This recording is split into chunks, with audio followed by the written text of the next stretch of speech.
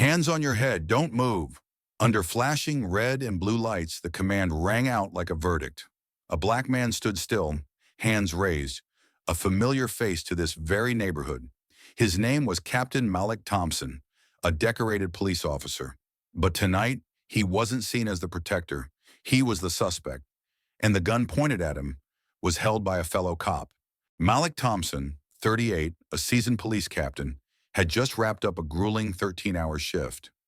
Exhausted, he stopped by a small corner store in West Side, the neighborhood where he was raised and now helped to protect.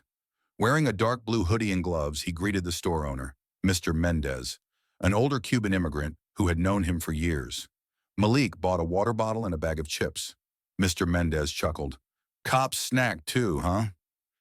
"Especially after chasing 3 suspects and writing 10 reports," Malik replied with a tired smile. But as he stepped outside, something felt off. A patrol car had stopped in the middle of the street, headlights fixed on him. Inside the car was Officer Brian Keller, a new transfer, 3 months into the force. He'd just heard a police radio alert. A robbery suspect was on the loose. Black male, dark hoodie. When Keller spotted Malik, his mind made all the wrong connections. He stepped out, gun drawn. "Hands up, get on the ground."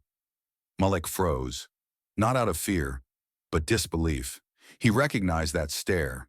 It wasn't caution. It was fear twisted with judgment. "I'm Captain Malik Thompson. I'm with the precinct here," he said calmly, raising his badge. "Anyone can flash a fake badge." "Get on your knees," Keller shouted, his voice shaky but forceful. Residents began gathering. They recognized Malik, the man who pulled Mrs. Brown's daughter from a fire, the officer who handed out bikes to kids on Christmas.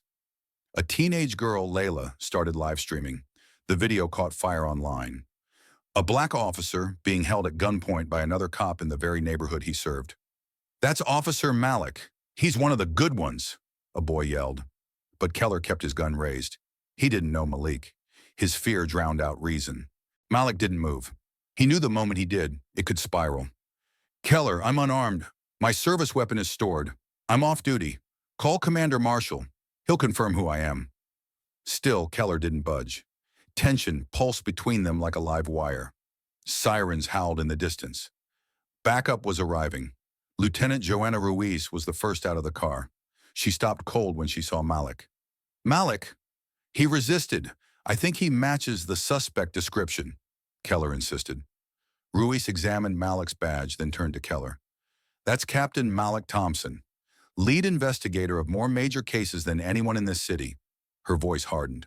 "Lower your weapon, now." By the next morning, Layla's live stream had 8 million views. Headlines exploded. "Black police officer mistaken for suspect by fellow cop. Hero or criminal? Depends who's holding the gun." Malik's phone buzzed nonstop. Messages of support, outrage, and disbelief. He appeared in a community interview. When asked why he didn't lose his temper, Malik said, "Because I knew. One wrong move, one surge of anger, and I wouldn't just lose my dignity. I could have lost my life or started something this community didn't deserve." Keller was placed on administrative leave. City officials held a public forum with residents and law enforcement. But Malik didn't demand punishment. Instead, he proposed a program, Walk Their Blocks. Every rookie officer would spend 3 weeks living, walking, and volunteering in the neighborhood they were assigned to patrol. One afternoon, Malik sat in the park when a young girl ran up and hugged him. "Officer Malik, you're not a bad guy, right?" He knelt down, smiled gently. "No one's born bad. But if we don't take the time to understand each other, we'll only ever see what we're afraid of, not what's true. It's not the badge that proves who you are. It's how you act when judgment comes first." We live in a world where first looks become final assumptions. But in that same world, courage, calm, and justice can spark real change. And that change begins with how you treat someone you think you already understand.